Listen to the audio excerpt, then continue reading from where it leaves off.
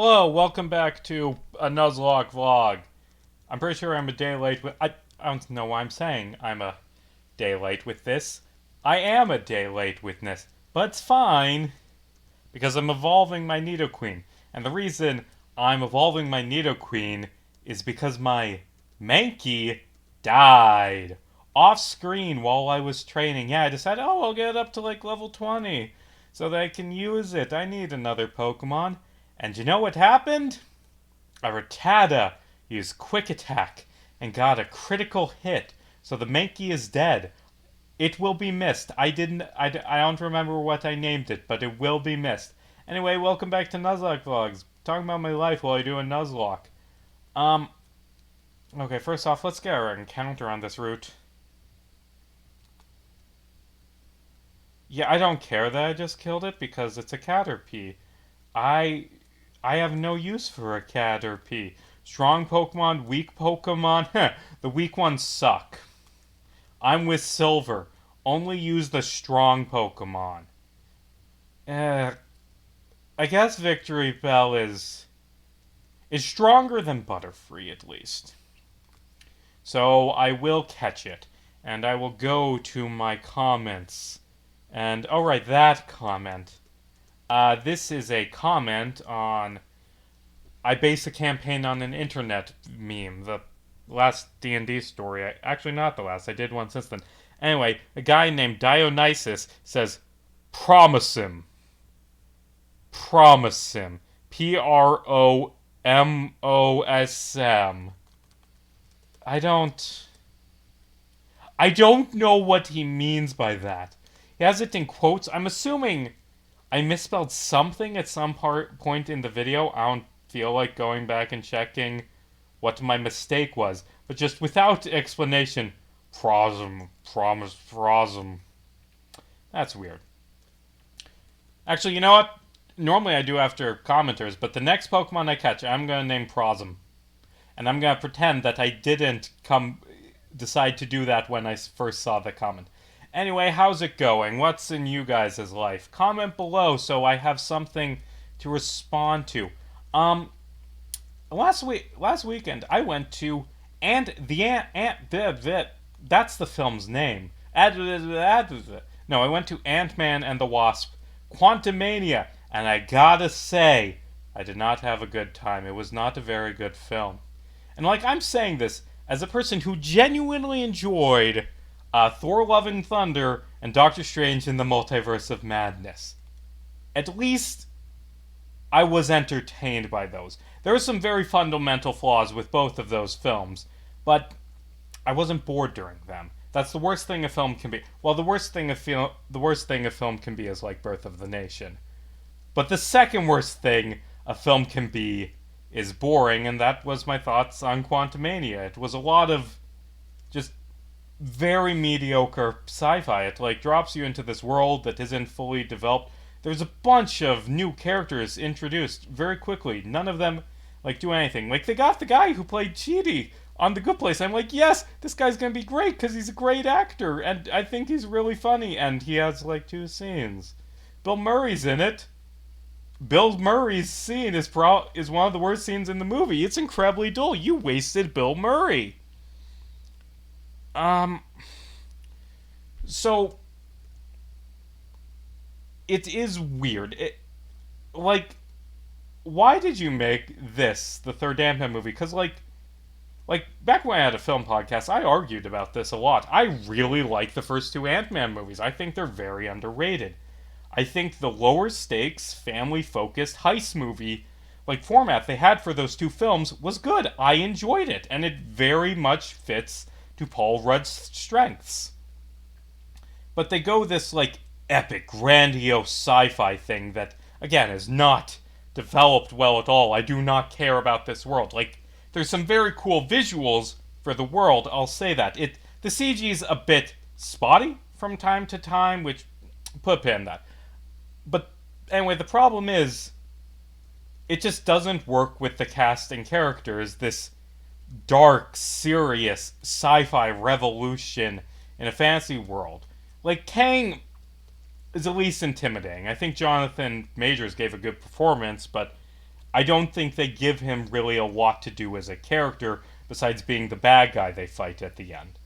And the CG, I said I put a pin on that. The CG, I mix on. Well, honestly, I think that maybe they should reduce how fast Marvel movies come out and also hire more VFX studios because Marvel treats people who work for them, like doing the VFX work, like utter dog shit, and it's really fucked up and bad. And it makes the films worse because when people are crunching, they don't work very well because they're stressed and they're rushing through things because you ordered fucking reshoots like a month before the film comes out. What the fuck, Marvel? Anyway, the CG, there's some parts where it looks really good. There's a lot of parts where it's very spotty and clear. And admittedly, like, you couldn't make it look good with practical effects either. Like, that's the trade-off. CG will always look fake because it's fake, whereas like being in front of a matte painting will also look like that, and a model will also look like that. And of course, there is better ways you can make practical effects look very good, but you can also make CG look good. Anyway, that's not really the point. The point is that give your fucking artists more time to work. It will make your film so much better. Like, what the hell, Marvel? Although the main thing people are sharing, like, a screenshot of, it is, side note, it is amazing the camera skills of people who take screenshots of a film to say a film is bad. Like, you are incredible at making it look worse than the actual film. How is that possible? Like, films, like, I don't know. Well, it's probably because it's a phone photo of a film being projected. This Meowth will be my Promazin. Honestly, I like the nickname. I just did a joking rant about, hold on, OSM. Promazin. I'm gonna use this Meowth, I have decided. It will be an actual party member. And maybe I'll regret that, whatever. But anyway, the main thing people share is like, wow, this looks bad, is MODOK. And admittedly, how do you make MODOK look good? He's MODOK. Like, that didn't look good, but I don't know if anyone can make MODOK look good. But anyway, the big problem with the film is just the script. The script was very lacking. Changing my music. Gamble, why not? That's what came up. I didn't care about this world that was going on. It was a very generic plot line. A lot of the film is spent on exposition and introducing this world that is still really underdeveloped. And the other thing is, the film, it doesn't have a lot of, like, I guess cool shit. Like there isn't, like, the heist or, that fight. Really, probably one of the best fights in the MCU is, like, that fight at the end with Ghost, because it's really creative with using, all their powers. But, like, this one, it's just a lot of, like, crashing through giant and smashing stuff. The duplication scene is fine, I guess. I don't know. And again, it is just a very dark, humorless film, and that's not bad necessarily. There's some of the best superhero movies out there are all very dark and moody, but it's not what Paul Rudd's strength is, and it isn't what Scott Lang as a character works good. And there wasn't a lot of cool action. CG was spotty. World was underdeveloped. They don't let Kang do much besides being a generic, intimidating baddie. It was just dull. I didn't enjoy it. Hank Pym was fun in the scenes he had. MODOK stole the show. MODOK was good, but yeah, that's about it. Those two characters were fun and needed more screen time. And other than that, it was a dull film. Maybe the worst MCU film. The worst... Yeah, I think it might be the worst MCU. It's worse than Eternals. As I said earlier, I genuinely kind of liked Okay, so Love and Thunder is like so I wasn't bored with Love and Thunder, even though it's a very flawed film. Like, oh wait, that was not what I meant to do. I meant to go for the sleep powder. So, Love and Thunder is like three or four good movies that have been haphazardly edited together. Charnark. Have I done a Charnark before? I don't know. Haphazardly edited together without really any thought of how messed up of how much that. I'm pretty sure I added an N to that. Hold on. No, I spelled that right, probably. Like, the different, like, the core stuff is good, and the Thor and Jane relationship is good, and this is your mileage varies, but I think the humor was at least decent. But those three things do not mix together at all, and it's got pacing problems. But the point is, on an individual scene by scene basis, I enjoyed a lot of scenes together. It isn't a good edited movie, but it has good scenes in it. But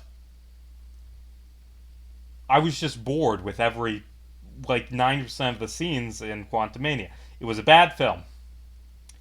And because I learned nothing, I'm going to go to the next Marvel movie. I'm going to see it in theaters. Yeah. Well, admittedly, the next one is Guardians of the Galaxy, the last one, and I really like the first two Guardians of the Galaxy movies, and I really like James Gunn as a director, so it'll probably be Gunn. And your name is going to be Shadow 64. Should I use you? I said I would use the Meowth, so I don't need you.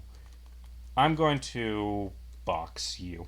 I suppose I should read what those comments are. I haven't gotten comments in a while because I've been in a slump in terms of views, which is always fun when that happens. Like, I'm bitching, but like when you spend a really long time working on a very long video essay about a character no one but you cares about, and then the response from the internet is to not watch it because, oh right, they don't care about this character. That was a dumb thing to waste my time on, but I enjoyed it.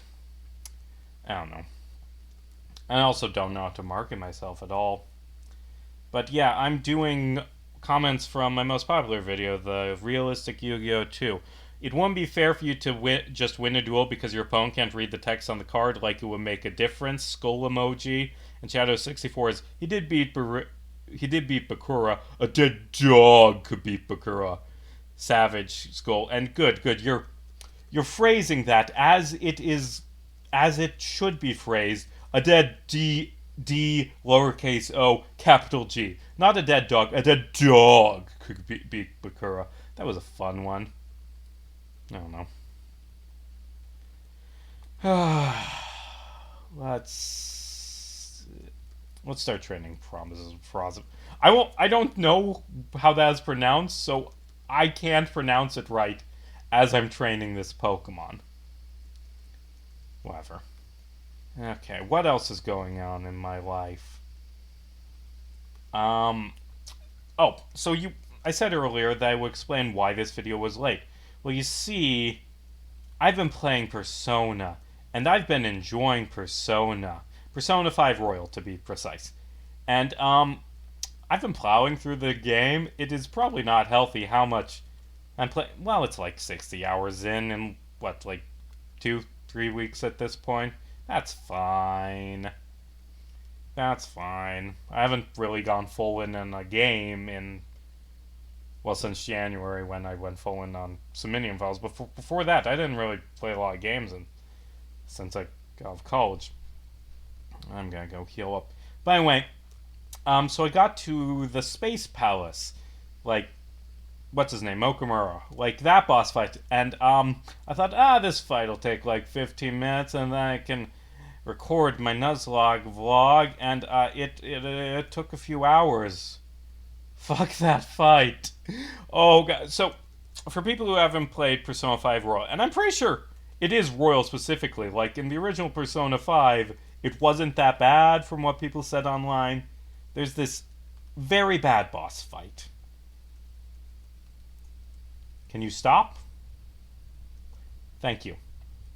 So So the boss fight is him summoning in waves of minions, and like he summons 4 minions at a time.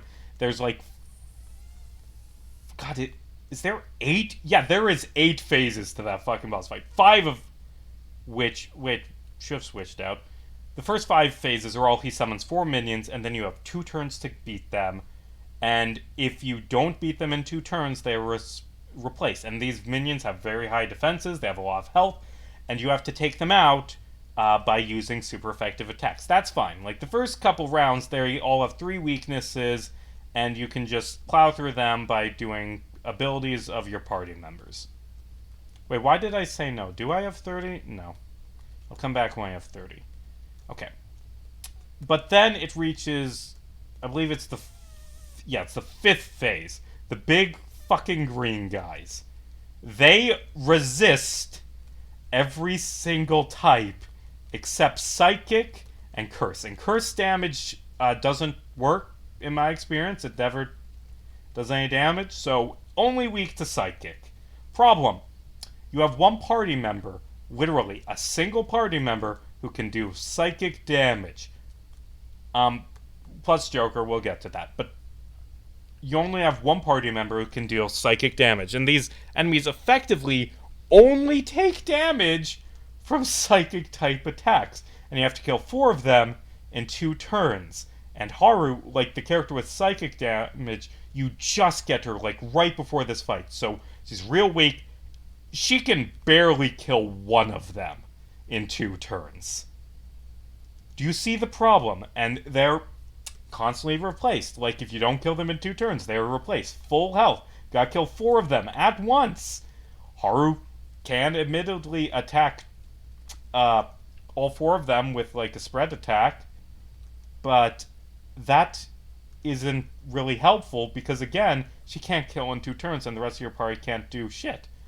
And the way what I eventually had to do is get a psychic persona for Joker. I didn't have any personas with psychic attacks because I didn't think I would need them. Like, nowhere else in the game does it say, hey, if you don't have this one particular element of persona, you literally cannot win this fight. And even after I got, like, the strongest psychic persona I got, I combined the... Is it like Chorno or something? Like the head that's a star that gets, like, a powerful psychic attack. I used that to get an Orochi, which is really high level. Had to pay a bunch of money to get it. And so I have a really strong persona that has it. So now I have 2 that has a good psychic attack. So now I have 2 characters in the party. And surely I'll be able to beat it now. No. Even with the strongest persona I can afford, with a really powerful attack, can't deal enough psychic damage to take these guys out.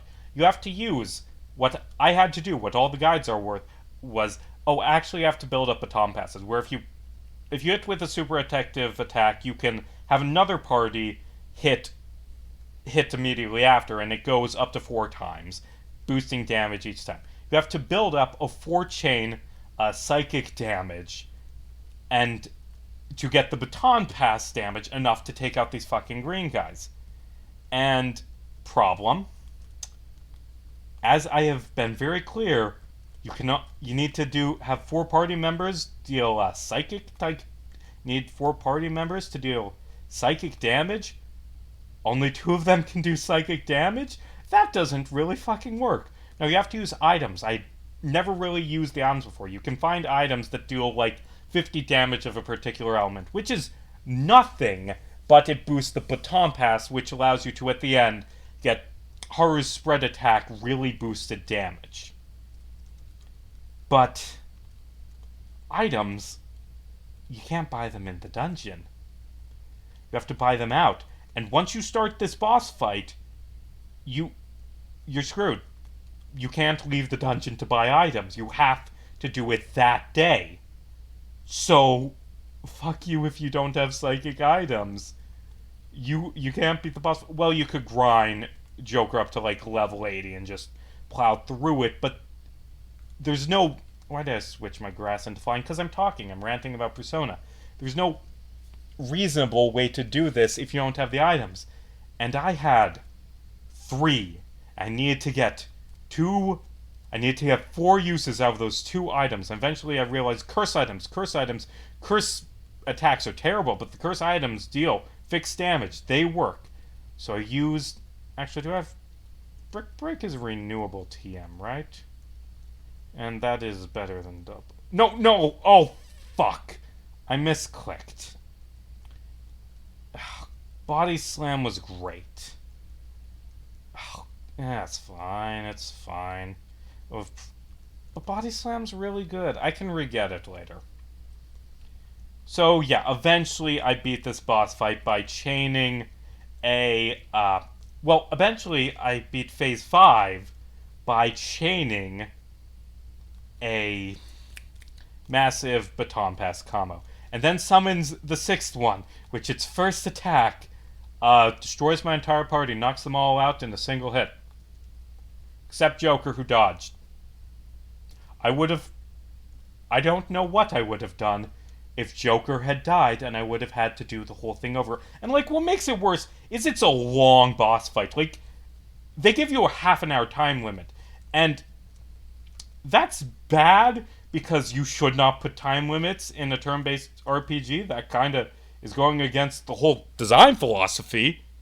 But it's more bad because you actually need that half an hour time limit. And if you don't get to the halfway point of the boss fight, if you fail at the halfway point of the boss fight, because these items are limited, if they like get stash on you or knock you down with a critical, you can't win the fight anymore. Because remember, the items are limited. You have to do it the first chance you get to knock these enemies down.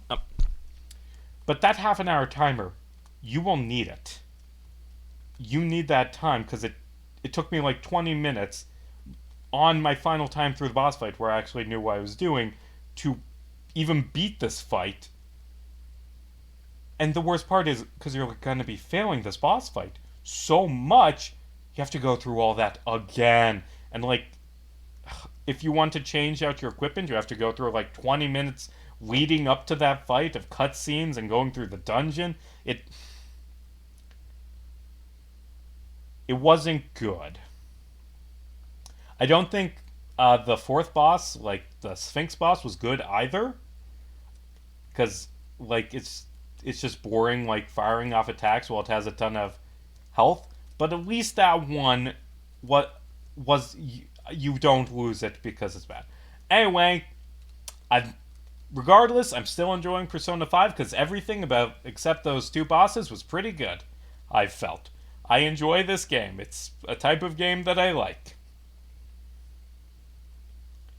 And I'm just realizing that, me, that guy who made a game where it's like, ooh, you gotta beat this really strong boss, and he just constantly kicks your ass. Yeah, but you aren't supposed to beat that boss. You're supposed to spend the whole game building up to that boss fight. It's not all of a sudden the difficulty multiplies like 10 times. And actually, a thing I saw online, because I had to look up a strategy to beat this boss. I would not have thought of the items otherwise. One of the main strategies people have for this boss is to ratchet the difficulty up, because for some reason, baton pass and critical damage boost in the hardest difficulty, which actually makes it easier in some ways. Anyway, let's beat Pokemon Trainer Blue and then end the video. I should show my schedule, because that's a thing I do in this. Hey look, yeah. Should get the Paperclip Maximizers video out tomorrow late at night. I wrote out the rest of the names for the Torchbearers videos, and those are very much not names I'm going to stick with. Well, there are a few that I like. I really like By Fire or By Flood, and My Party Destroyed the Universe. Maybe I'll change that to my party destroyed the goddamn US. But a lot of those are just filler names. I'm going back to that. Also, you may have noticed I have a new video essay written on the schedule. There was more I wanted to say in Paperclip Maximizers, but I had to acknowledge that I didn't want the video to get out of control in length. As a person who has made 2 videos over 2 hours, I thought it was probably best to... I never fought Misty. Oh wait, was that intentional? No, actually, I forgot to fight Misty. I often forget to fight Misty. I'm gonna fight Misty next time. I didn't want Paperclip Maximizers to be too long because I have a bad tendency to make videos that are too long and then I spend all my time editing them. This video could be twice as long, and it will probably be off topic. Like, there was another topic that I inched towards in this video that I think would be... Actually,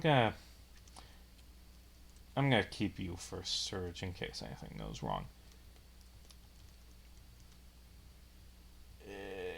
Nah, a few more levels. There's another thing I want to talk about in the video. A few things I want to talk about. But I decided it wasn't connected enough, which is a thing that I've learned since making the Team America video, that things have to be directly correlated with what the video is about. And it would work better as its own video. So, like, half of the ideas I had for that video are going in their own video. They thought, hey, let's talk about Bioshock. Bioshock's a good game. And also, let's talk about... I don't know why I'm talking about a video that's not going to come out for more than a year. But I'm going to make a video on Bioshock and Ayn Rand. Anyway, I'm hiding behind the sign. Oh, you can't hide behind this like you can behind the steps. I like to hide myself at the start of these. This video is over now.